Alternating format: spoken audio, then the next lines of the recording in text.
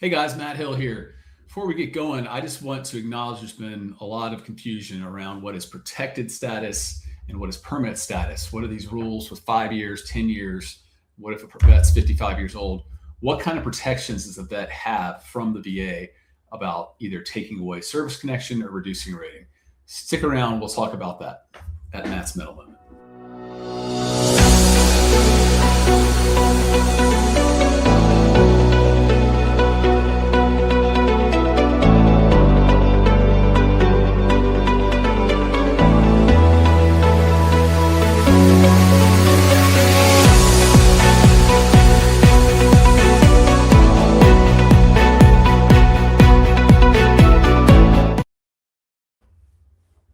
Hey guys, welcome to another episode. I believe episode 18 of Tactical Claims with Hill and Ponton. Matt Hill here with you. It's been quite some time.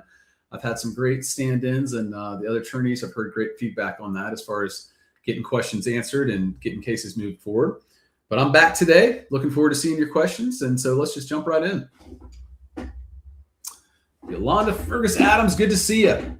VA combined pancreatitis with GERD and to have IBS with diverticulitis separate did HLR. Instead, VA added pancreatitis second to IBS and diverticulitis, previously rated IBS with diverticulitis, and increased to 100% effective 4/30/26. Pancreatitis and IBS diverticulitis affected different parts of the digestive system and symptoms pain is different. Should I continue to fight first to have the two separate? Next HLR for ITP, rated 70%, but have symptoms in the 100% range. Continued at 70%. ITP second to Sjorgen's, rated 0 on HLR for 100%. On 100% PNT, 100 times 2, 70 and 0, 60, 53s. Wow, okay, I'm not going to read all this. 100% IBS and PTSD.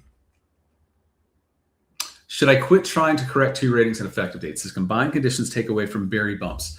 Have several claims, or 2019-24 with missing supplemental verbiage. Do I appeal?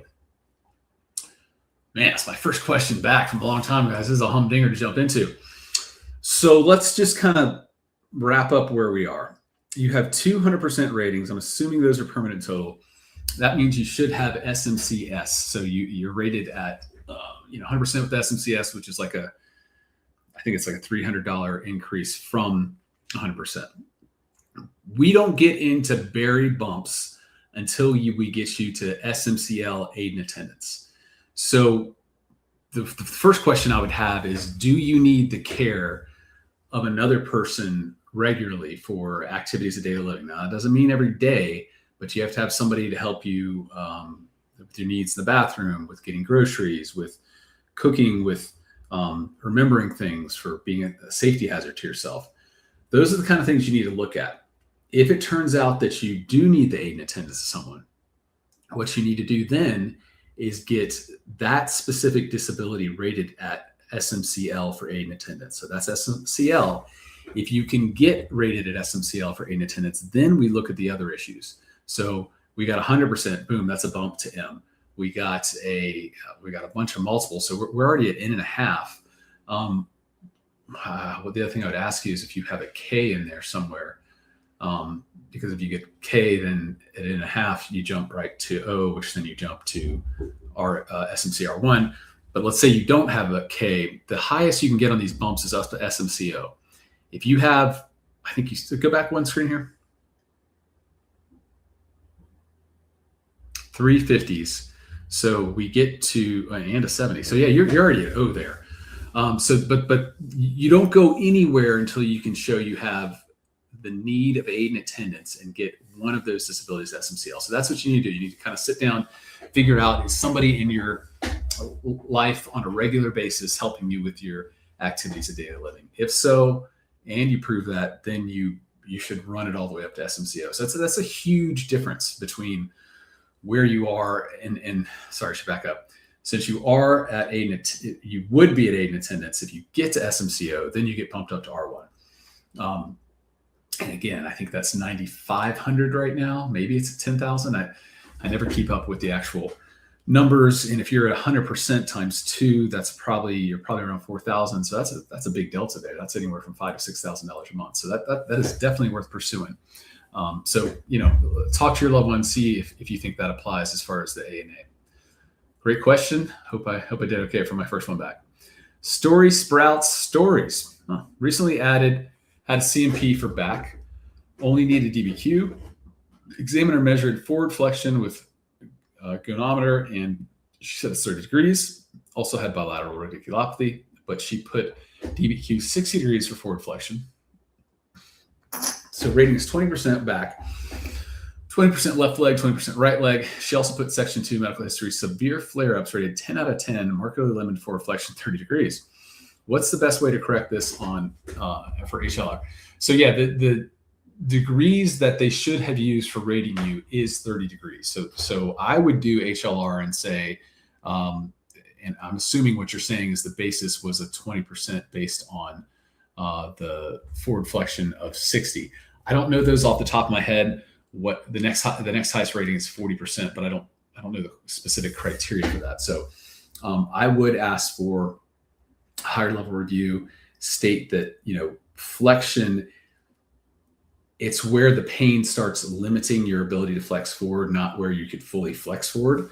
So that's why you'd want to say the 30% is what it should be used.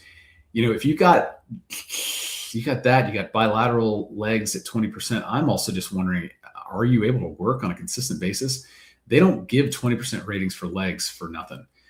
That tells me you are in some severe pain, or you have some extreme numbness that would interfere with your ability to get around. So I'd also be thinking, if you aren't working, that is a setup for TDIU, which,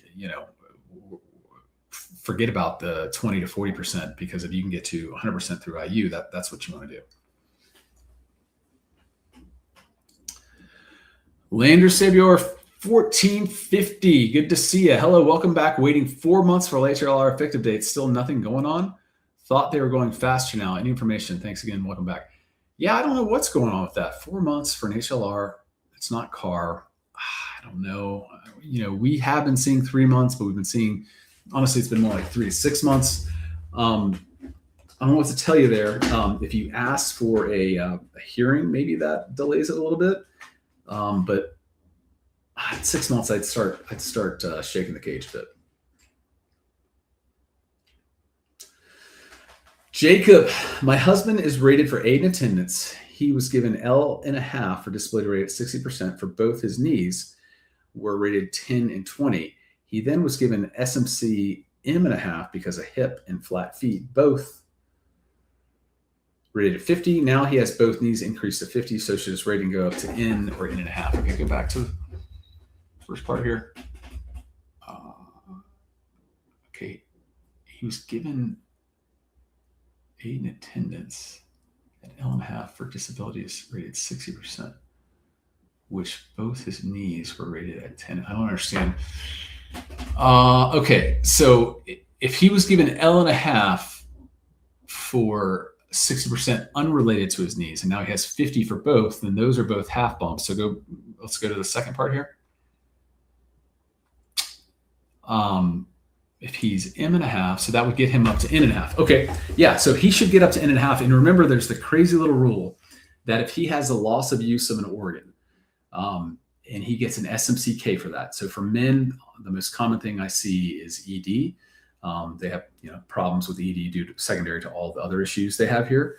If he has that and he gets SMCK, then he gets a bump all the way up to R1. So it's a weird rule, but if you get him up to N.5 and he's suffering from that, or there's, I talk to whoever your advocate is, if there's any other loss of use of organ he's suffering from, that K becomes really important. It gets him boosted way up.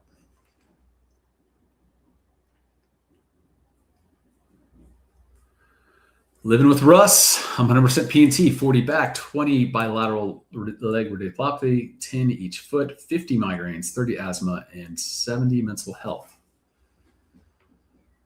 I'm considering filing claims for cervical spine, bilateral upper extremity radiculopathy, and ED. I also have a mild foot drop. My concern is ensuring eligibility for future SMC if my condition worsens. Given that I'm already 100% P&T, would you file these claims or would you avoid poking the bear? All right, so let's go back to the beginning.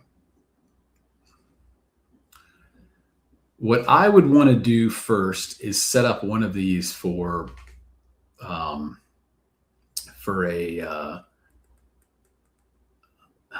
what would you call it? I think I'd try to set up one of these for unemployability rating.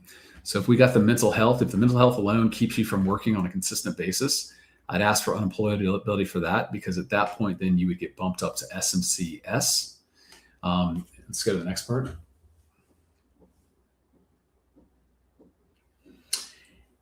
And if you're at SMCS, due to that, then what I'd ask myself, are there disabilities? Is there one or are there more that keep me unable to not provide for myself, but I'm able to take care of myself on a regular basis, and you need the aid and attendance of another?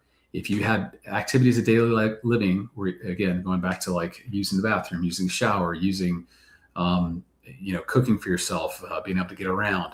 If you find that you need the help of another for these things because of one or more of these disabilities, then I would look to file for aid and attendance for that. If we're filing for aid and attendance, then yes, I want you to file cervical spine, bilateral upper radiculopathy, ED, mild foot drop. Foot drop is a 30% maybe for mild and 60 for complete. So that's pretty significant. So I like what you're thinking here, Russ, or whoever it is that lives with Russ, as far as setting this up in the future, because unfortunately these are disabilities that don't go away, they get worse. If you don't need the aid and attendance of somebody right now, I would still go for the SMCS on getting one of these disabilities rated 100% through unemployability. I think it's the easiest way to do that. And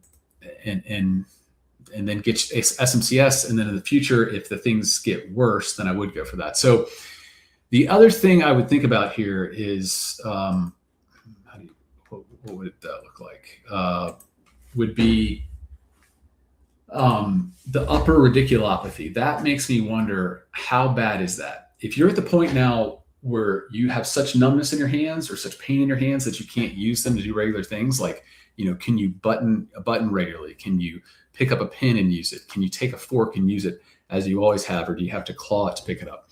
If you're having issues with your hands, I want that filed right away, because loss of use of hands bilaterally is an SMC rating of M by itself. So that could be a really strong deal to go. Obviously, to get that rated, you would have to have the underlying cervical spine issue rated. So, there's a lot going on here. I don't have quite enough information, so I'm just throwing out all these different possibilities. This is one where I'm not as concerned about poking the bear, because unfortunately, you're so disabled, and the VA probably is underpaying you. So I don't know. There's a lot going on. If you don't need aid and attendance right now, I don't know that I would file for all those. I would just file for unemployability for one of the issues, if that applies, just to get you to SMCS. If that doesn't apply, you can still get aid and attendance in the future if you end up needing it, just jumping straight to that. So best of luck there for you. Wolfpack. Can VSO abandonment support equitable tolling for expired ITF despite reasonable diligence? VA encouraged me to work through my VSO, who became completely non-responsive during the ITF period. Have you seen successful equitable tolling cases involving accredited VSO abandonment?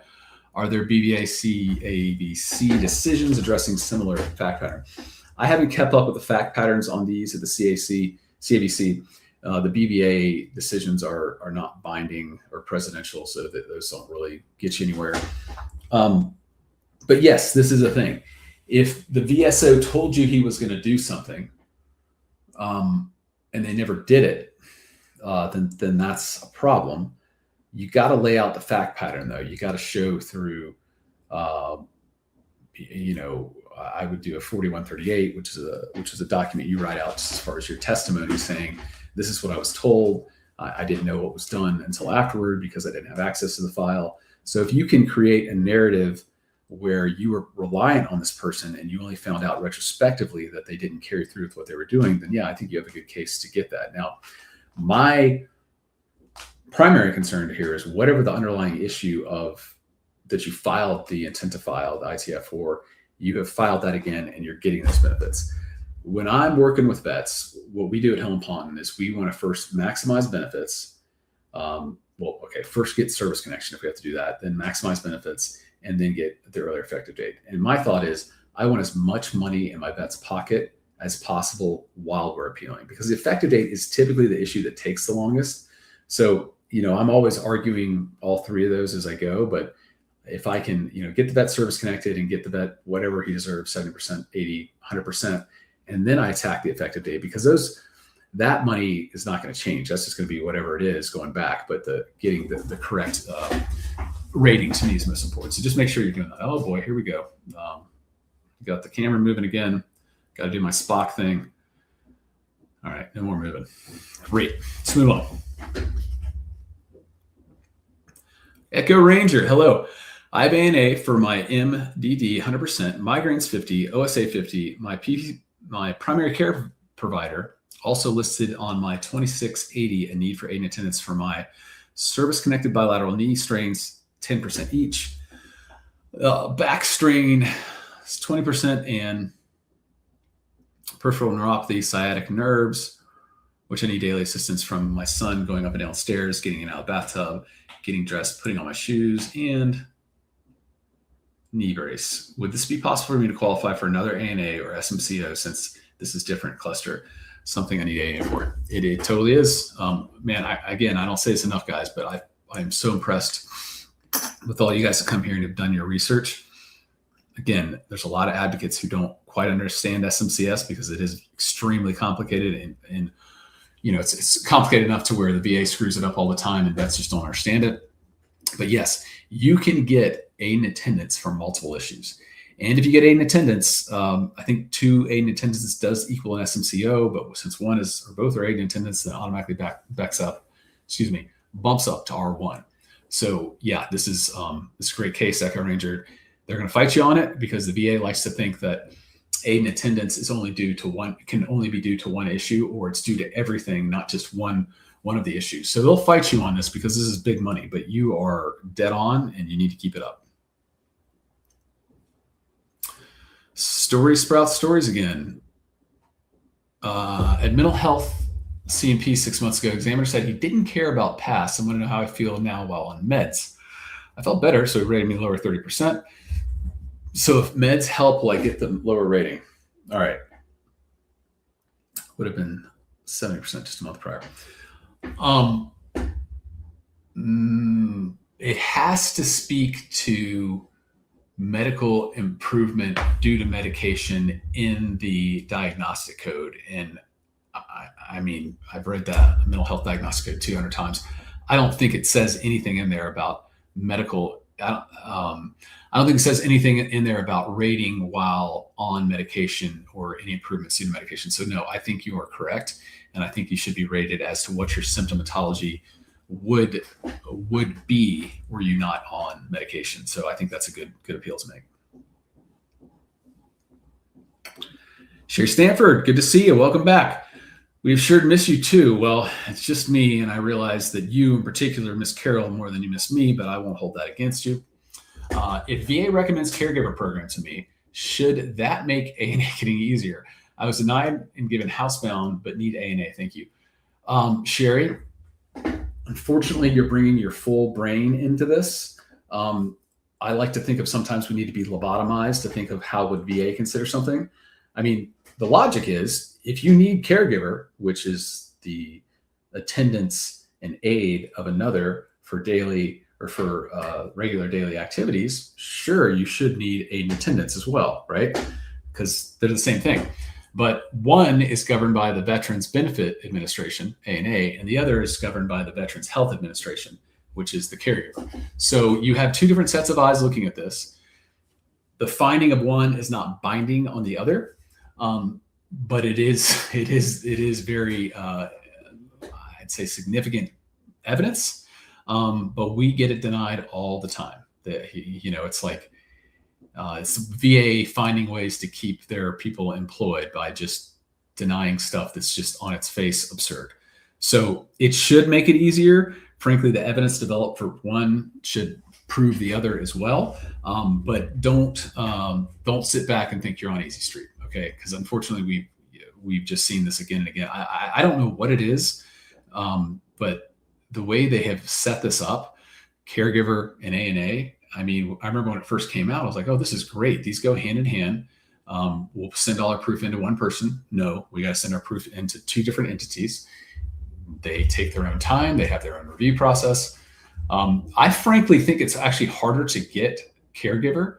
So if you do get that, I would like to think that the ANA would come easier. We have, hundreds and hundreds of cases where we get ANA, and then we spend 3 or 4 years fighting for caregiver because the VHA doesn't publish their review process. So it's kind of like it's almost like a game for, each reviewer gets to make up its own thing. So anyway, sorry, on my high horse there.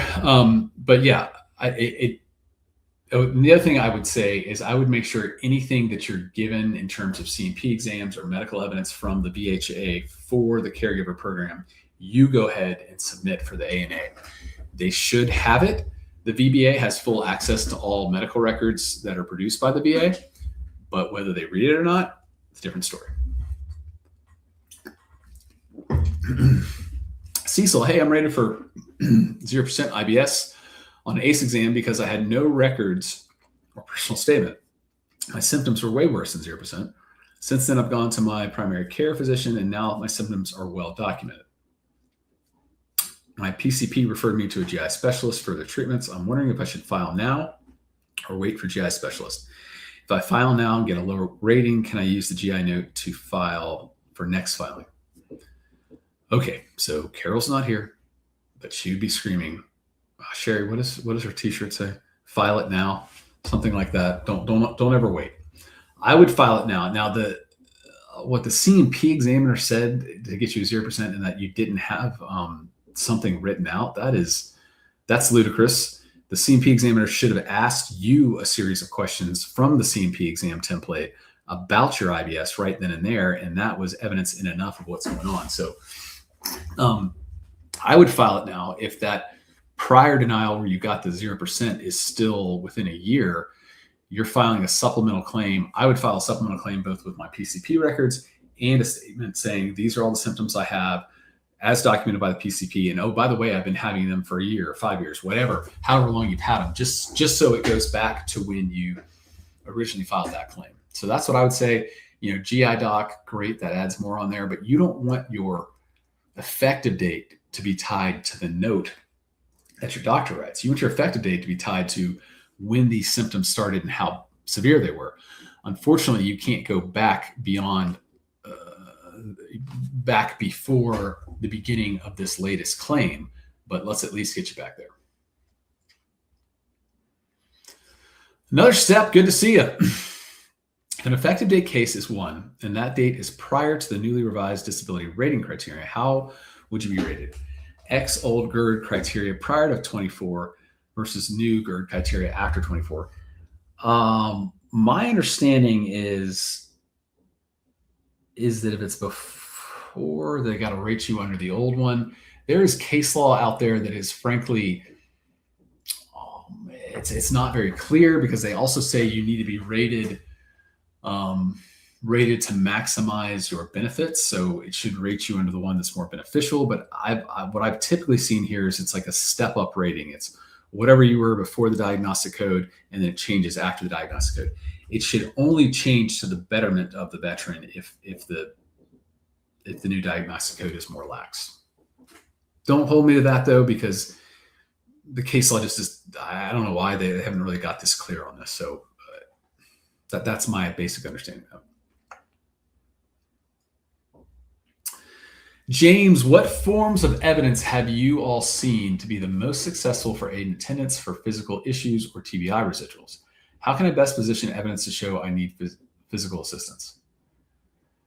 Well, you need to be specific. You need to basically say, I can't get in and out of my bathtub every day. My son, Bob, helps me get in and out. My wife, Gina, is the one who helps me put on my clothes every day. TBI issues can be more cognitive. So, I walk out of my house and I get lost. If I walk down past the mailbox, I don't know how to get back. So because of that, I need somebody to be with me at all times. Remember, regular aid and attendance does not mean daily, but if it's just something where somebody is coming over, there's an issue you have that maybe you can do some days, but you have flare-ups and other days you can't, that's what you need to write about. So the more specific you can be about the issues you have, the better.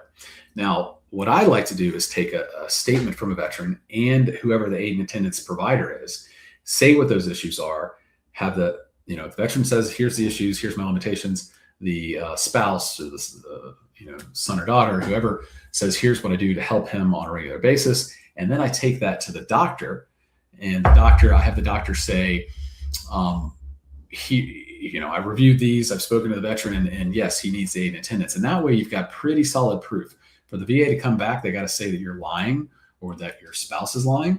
Oh man, here goes this again. I tell you what, they can't give me nice things here. This is what they always tell me. So I go like this and it stops moving. All right. So yeah, I build it multiple steps. I get your statement, I get the spouse's statement, and then I give both of those to the doctor and have the doctor kind of encapsulate this, say, hey, these are the disabilities I'm treating him for. As the veteran says, these are limitations he has, and he needs help with this person. So I think that's your best route. If I'm choosing as the advocate, if you have service connection for TBI, I want that to be the reason why you get aid and attendance, because instead of getting SMCL, which pays, oh man, I got to get these dang rates up, but I think it pays like $4,500 a month. You would be getting SMCT, which goes all the way up to the top to, I think it's now $11,000. So that would be what I'd focus on. The evidence isn't there for that, fine. Then focus on the physical and what the problems are. But if the physical derives from the TBI, then again, I want to get that set up so you can get SMCT. Thomas, good to see you. Rated 60% for asthma. Recently, VA rated my sleep apnea at 50% secondary to asthma. I'm wondering if there's exceptions for when the VA rates these separate. Well, the way you've worded that, those are two separate ratings. Asthma is the primary service-connected condition at 60%, and sleep apnea is a secondary to that primary service-connected condition at 50%. So you should be getting separate ratings, and that rating should be a combined of 80, right? So 60%, 50% of 60%. Man, I can't really do math well. No, 6% of the 40% left over is 20. So you should be combined 80 just for those two.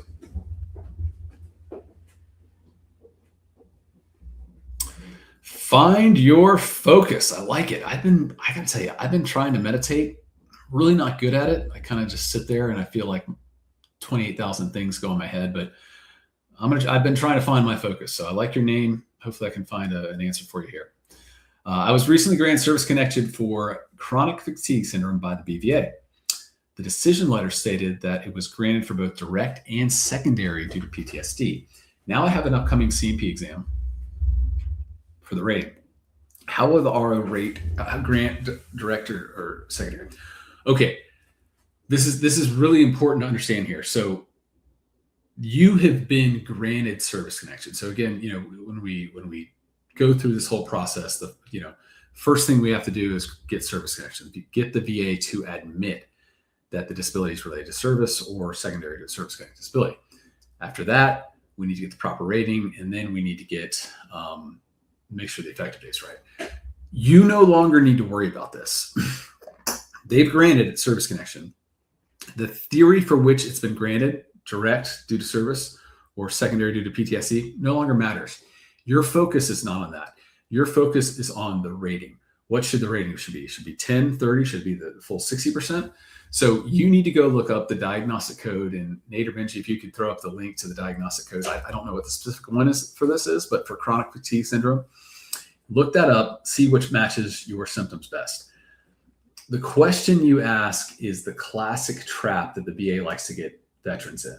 They want them to focus on the service connection. How's it service connected? Is the name or the diagnosis proper? They get focused on that and they miss what they really came to the VA for, and that's the compensation part. So service connection is taken care of here. You could give two flips, whether it's direct or secondary. What you want to make sure is you're getting the compensation you deserve due to this disability. All right. Cecil.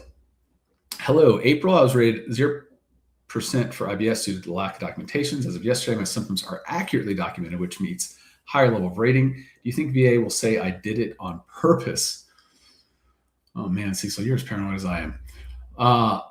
They could say that, but they need proof that it wasn't that way. And if you're saying this is how it's always been, I didn't realize it wasn't documented in my records, but these are the symptoms I've had since when I started having this, they got to say why you're not credible. You are competent to speak to symptomatology. Now, you can't go out there and diagnose yourself. You can't go out there and say, my arm hurts. I think I have leukemia. And you're not qualified to do that. What we are qualified to do is speak to what's going on, in your body and what symptoms you're having and how that works. So yeah, you can speak to that. Have I seen VA denied because of what you just said? I have, and it's more than infuriating. But you just appeal. You go on and say, "This is what I've had." Now, if you have somebody else who can speak to this as well, a spouse or family member or friend who sees you go through this distress, I would get a statement from them as well. So what's my plan of attack here? I think you've already submitted the documentation. Let's see what they say. If they get it wrong and you feel like there's more documentation in terms of a spouse statement or something, then I'd file a supplemental claim with that. If they get it wrong, and then you can just go to higher level review, because you should have your statement, spouse's statement, and records in the documents. So if you can do that, man, this camera is crazy. Then that's what I would go with. All right. I think we're going to get metal here.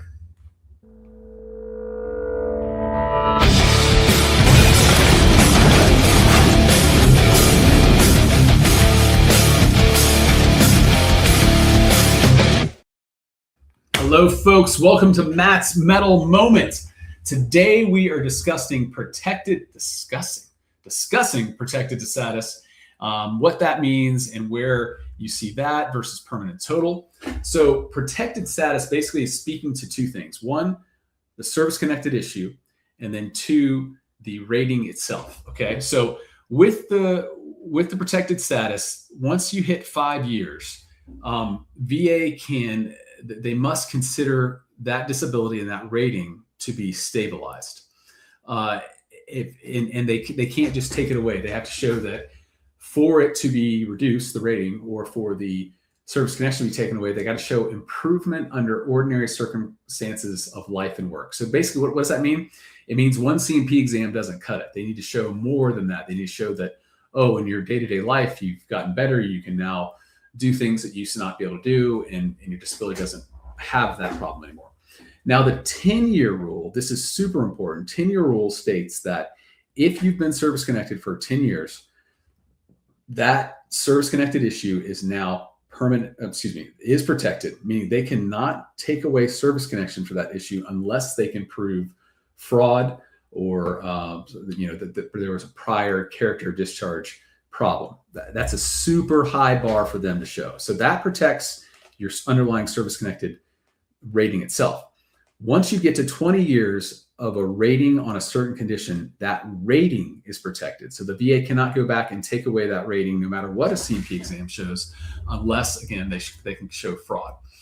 Now, it's important to note that the date the VA has to use for calculating that 5, 10, 20 years, that date is the date it became effective, not the date of the decision saying, this is now we're going to bump you up to 100% for PTSD. You look at that decision and says, let's say that it was January 1st, 2026 is the date of the decision, but the effective date is 2024, January 1st, 2024. Well, you've already got 2 years towards those years you need for protection. So look at that.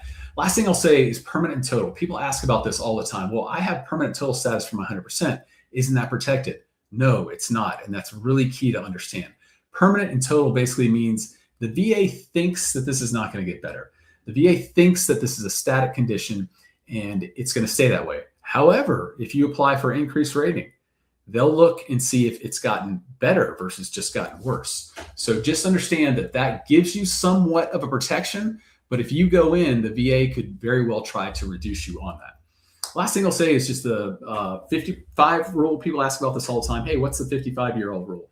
That rule basically just states, similar to the permanent total, is that they assume after you're 55, the disability is going to be static, basically meaning it's not going to get better.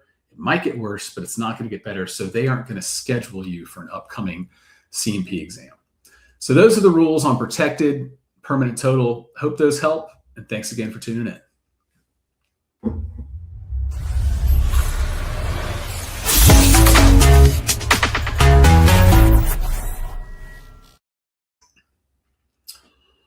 All right, Derek, can I file PTSD if my vehicle was shot up by SSGT while I was in the military?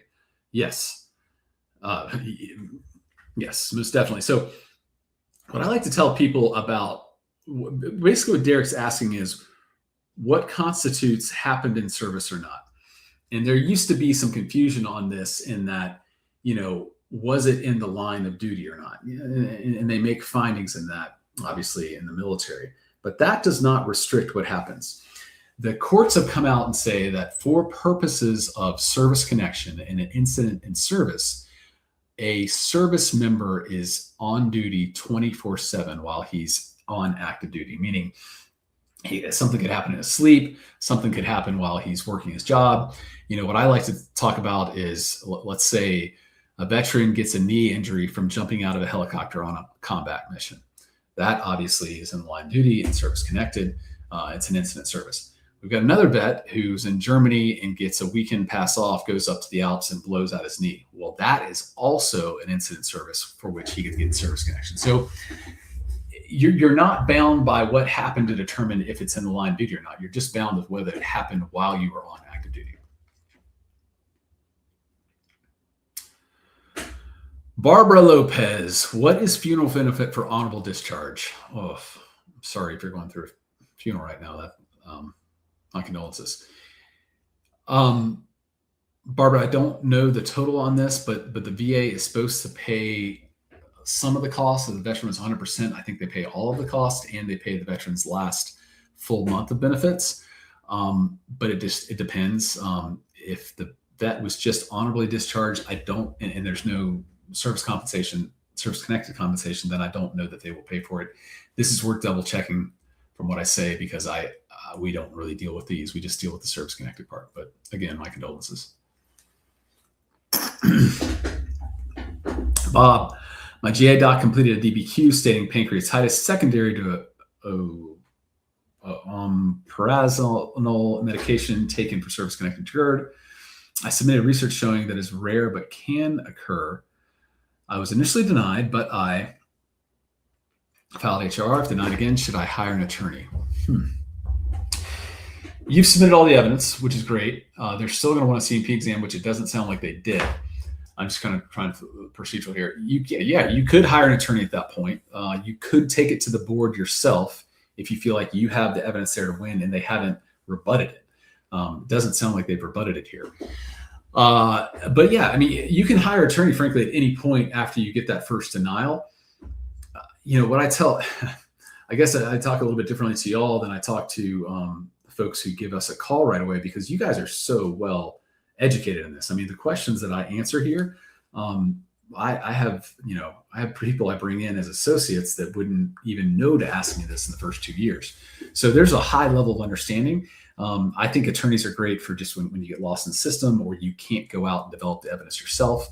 Or you're just sick of dealing with it. I mean, we got a lot of clients where they're just like, man, I've dealt with this for 5, 10, 20 years. I just want these benefits, but I'm sick of being pushed around. So yeah, file the attorney. It's obviously going to cost you, but costing you 20, 30% of something is better than nothing from nothing. That's pretty bad math, but I hope you get the point. So yeah, you could hire an attorney, or you go to the board with those facts and see what they give you. Because the beauty of the system now is, say you get denied by the board, you can file a new supplemental claim within a year and you still get that same effective date. So, do whichever one works for you. Grace Smith, good to see you. Please give some examples of wording questions like causation for chronic kidney disease from toxic exposure of marine particulate matter. I'm not quite sure how to use AI to be more specific, not tech savvy. For questions. So the question on causation, the etiology of the disability is really, is it as likely as not that this disability could have been caused by the exposure to these particular matter, So, I'm thinking you're doing this for a doctor, like giving the specific causation. So what I like to do when it comes to toxic exposures is I like to talk to my docs and I like to rule out a couple things. One, the biggest thing is genealogy. Could this have come from the family? Are there family members who have chronic kidney disability, and are those genes that get passed along? And could that be the reason? If the answer to that is no, then I say, what other exposures was the veteran exposed to? Was he a mechanic after service and exposed to a bunch of TC or PC because of that? If that's in there, that could be problematic. So I'm just trying to rule out other areas from which the veteran could have been exposed to something that gave him this. And once I'm hopefully able to rule this out, then I say, okay, well, he was exposed in service to this particulate matter. Could that have caused it? Is it as likely as not? And then if I get the doctor to answer that, then I want them to say, explain why in 1 to 2 to 3 sentences as far as what caused it and why one, toxic exposure would cause this. So that's kind of what I'd be looking for. But you're definitely going to need, AI is not going to be able to carry the day for you on this. You definitely need a doctor's opinion. If your nephrologist would speak to this, that would be the best. Joseph, 28 years retired from Air Force. I went through Mount Pinatubo in the Philippines in 91. My psychiatrist has diagnosed me with PTSD from that. My substance use disorder started then. I've been in 5 inpatient treatments, for substance use disorder, 2 DUIs, lost 2 good jobs. I was diagnosed with sleep apnea and now prescribed CPAP. Urologic condition was identified while I was in active duty. That has progressed to where I must self-catheterize 4 times a day. Can I make a claim for all this now? Thank you. So looks like the first hurdle you're looking at, Joseph, or question you're asking is 28 years after the fact too much? I got discharged 28 years ago and I have all these problems. Is that too late? No, not at all. You need to show that what you have now, either, the disability itself started in service, or the event that happened in service, traumatic event for PTSD, caused the current PTSD. If you've had those issues since then, you have to show that you've been continuously suffering from those. So we'd need a good statement from you as far as, what happened in service, but then also what's been going on since your discharge. For the urological issue, if it was identified in service, I'd want to know, was it ongoing and continuous after service, and it's just gotten a lot worse now. So yes, I would file for all those. I see 100% rating at least in all these. So yeah, it doesn't matter how far after service you claim it. So, we had probably one of our older cases. We represented a World War II vet with psychiatric issues back in the early teens, 2012, 13. We got him service connected benefits all the way back to 47. He filed a prior claim. They sent the denial to the wrong place. But they went all the way back. And so he'd filed originally after he got out of service, denied, never filed again. And then we filed for him then, and we're able to get all the way back. But basically it didn't matter that we filed, I can't even do that math, 60 something years later. Grace again, Benji and Nate, hope you both are having a great day. Always doing an awesome job. I don't know how you can keep up. I'm always watching the videos, H&P newsletter. Okay, so I got to say, I don't get to see all the questions. Nate and Benji don't like me to be distracted by seeing all the questions on the side. So just give me one at a time.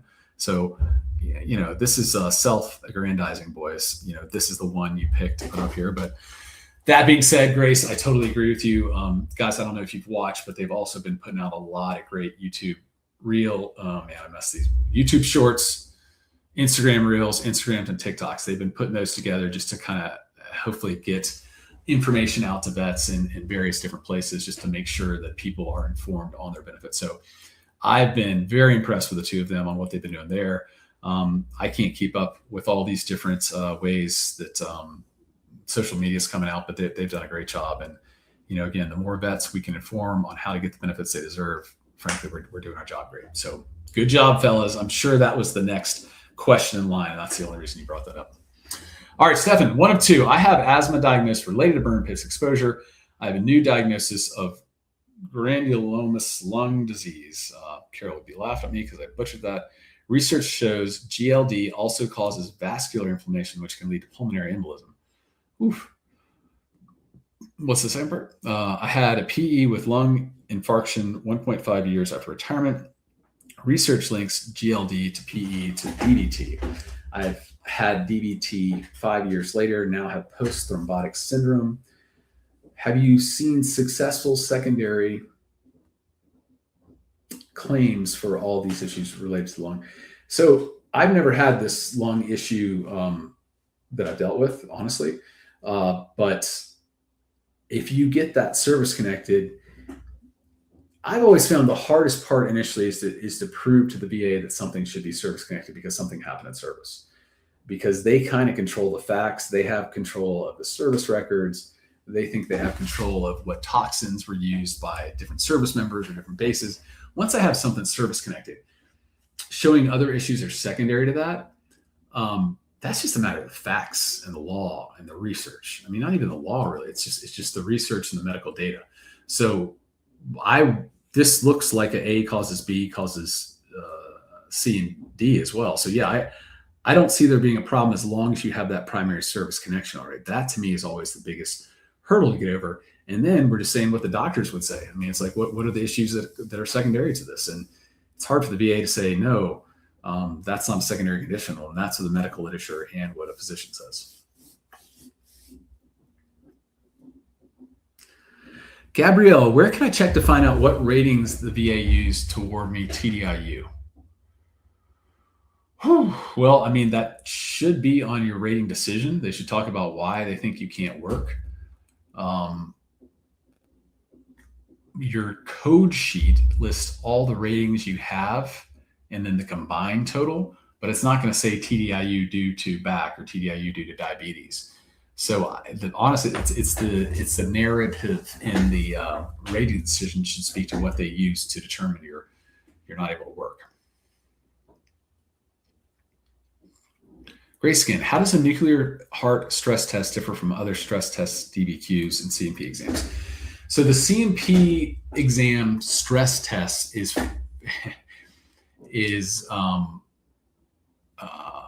diagnostic versus I can't ever remember the names, but it's basically subjective versus objective. Subjective meaning they're asking you, how many flights of stairs can you climb up before you get tired?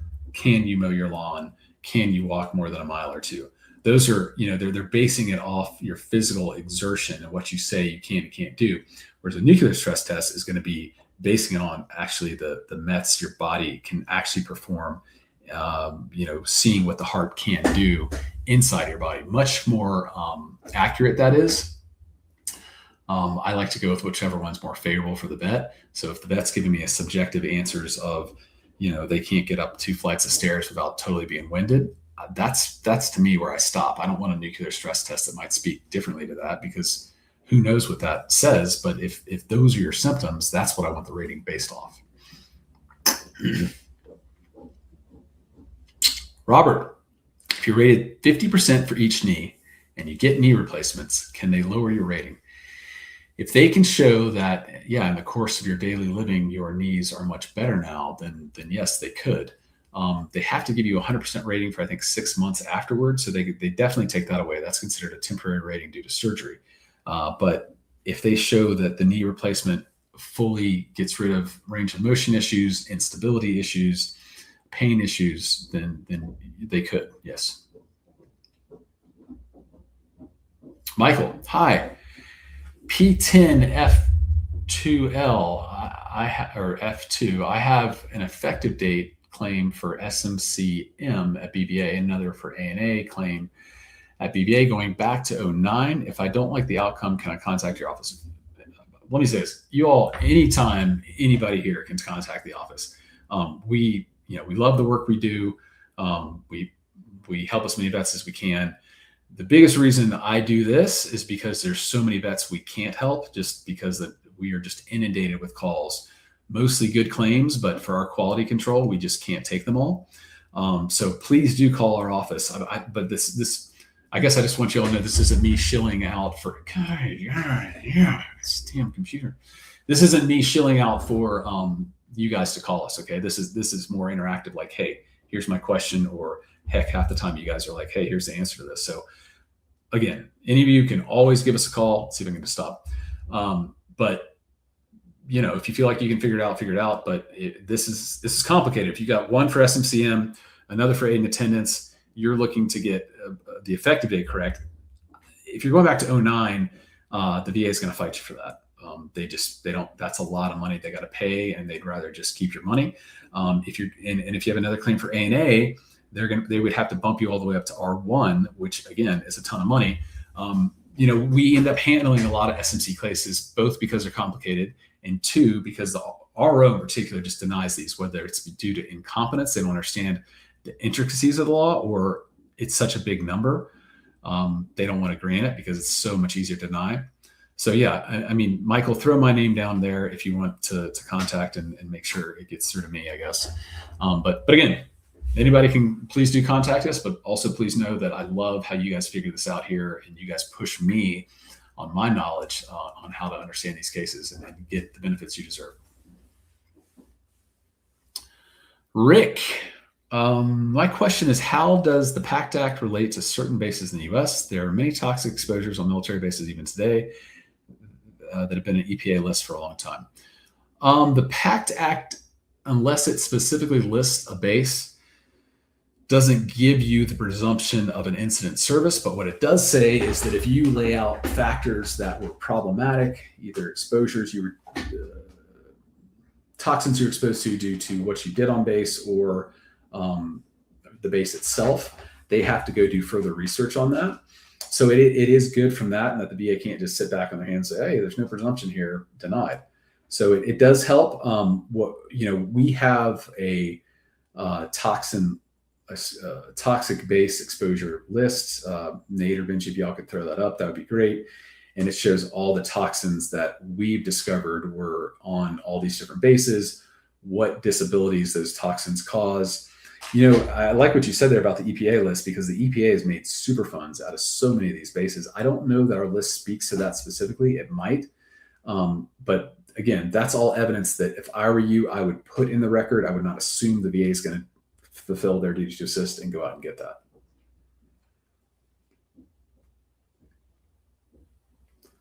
Joseph, does my catheter use make me eligible for TDIU? Your catheter use to me would make you eligible for the highest rating on the urological ratings, which actually might be limited at 60, but it could be up to 100.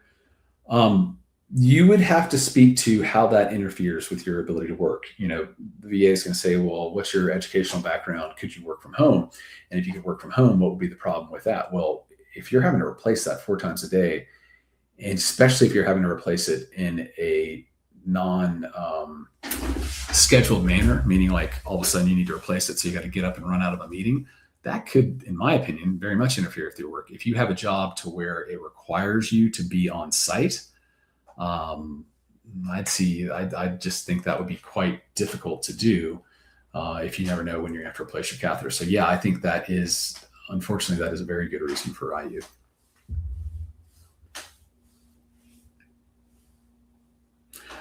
Railroader retired. Good to see you. You guys are absolute best. My family and I are so grateful getting 100% scheduled PNT. Well, it was an honor getting to serve you, sir, and we're glad that we helped you get the benefits you deserve.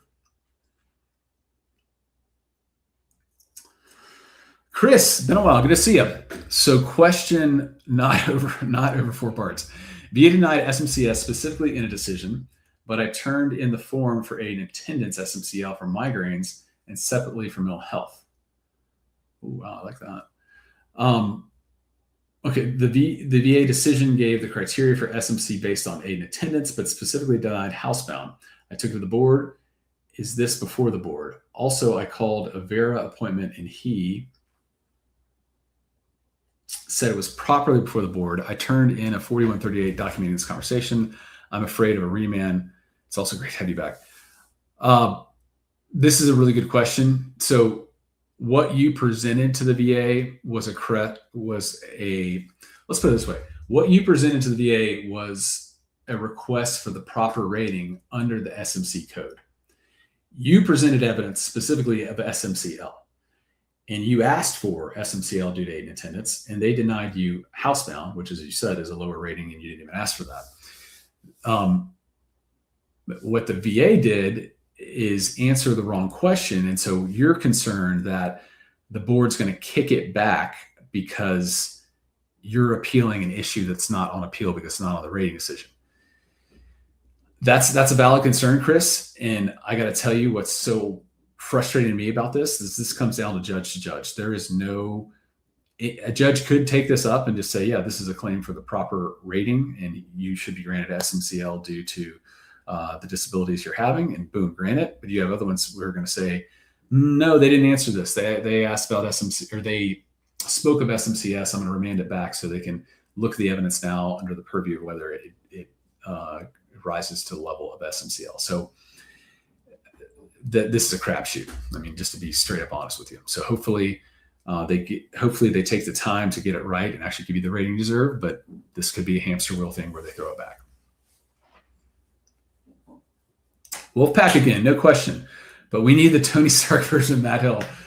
Finger red #1. Ah, man, guys, all right. I got to step up my game. Okay, I hear you. By Jay, what is the best way to connect urinary frequency and blood pressure? Current IVDS, sleep apnea, GERD, mental health rating. Okay. Urinary frequency, unfortunately, IVDS can pinched nerves can affect the bladder. So that is a very common secondary disability that I see on that. So I would apply secondarily there. Blood pressure. Now, again, you can't get rated for high blood pressure. That's not a diagnosis as far as the VA is concerned. You have to actually have blood pressure readings that would equate hypertension. Okay, so if you have hypertension, man, this damn thing. All right, I'm Spock. Live long and prosper. Did it go? All right, good. So for blood pressure, that could be, gosh, if you have hypertension, I think that could be secondary to IBDS, sleep apnea, and mental health. This is where I would reach out. This is where I'd pull up AI and just say, give me some research on could my blood pressure, hypertension be caused by any of these issues for which I'm service connected? And then hopefully it should give you literature. At the end of the day, you send all that in and you don't care which issue the VA says it's secondary to. You just care that they have all the information and they make the correct determination. They're going to take this damn camera away from me. I can't get it to stop moving. All right, Nate, let's do 3 more questions. Tank, hey Matt, I'm rated 100% P&T SMCM with ANA, submitted for Berry bumps to the BVA direct with advance on docket. When they combine ratings to get 50%, do they have the same areas of body to combine? I don't know the answer to that. I'd want to know what you got ANA for, because they're not going to use, like, so let's say you have a back rating and then you have radiculopathy down both legs and you have urinary frequency issues. If they gave you ANA for all of those issues, then you don't get bumps for the little ones, or you don't get bumps for the individual ones. But they have to they have to put those ratings together to see what kind of ratings they get, to see if the smaller ratings will combine up to 50%. So, you're already at M, and then you have L. So yeah, hopefully that gets you up higher, gets you up to, if you get, 4 more 50s or 200s, that gets you up to the SMCO. So, which would then bump you to R1 because you have an ANA. TWSR, TDIU plus schedule 100%, consequence of making lots of money. I think this is one versus the other. So if you have TDIU and you are actively employed, they're going to take that away from you. If you have TDIU and you're actively employed and you've been so for a while, they might try to retroactively take that away from you, meaning claw back the benefits you deserve. If you're 100% straight up, doesn't matter what you do. If you work, as long as the diagnostic code is not written sort of as you can't work due to this, then yeah, you can work on that. But if you're actively working and getting IU, you need to be careful of that. We handle a lot of instances where the veteran is in a sheltered employment, meaning they're working for their parents, they're working for a friend who gave them just made up a job for them. Those are issues where you can show that sheltered employment, it's not a real job one would find in the economy. All right, last question. We got a man who knows his mathematics. You're talking about the wrong person if we're talking about math. Can you talk about helpless child dependent? I have a son with autism, 24 years old. He is ASD level 2, requiring substantial support.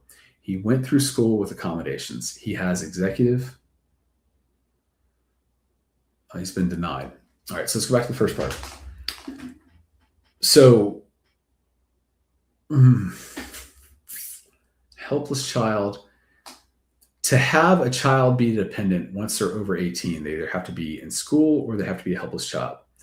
To be considered a helpless child, the child has to have been basically permanently and totally disabled before the age of majority, so before the age of 18. So you need to show that the autism was so severe before he was 18, there's no way he was going to be able to work, that he was permanently disabled already. You can use evidence now to show that back then, meaning like a doctor's statement that's treating him now saying, well, I've treated him for a while, or I've reviewed the records where he was previously treated and it was clear that he couldn't work before then.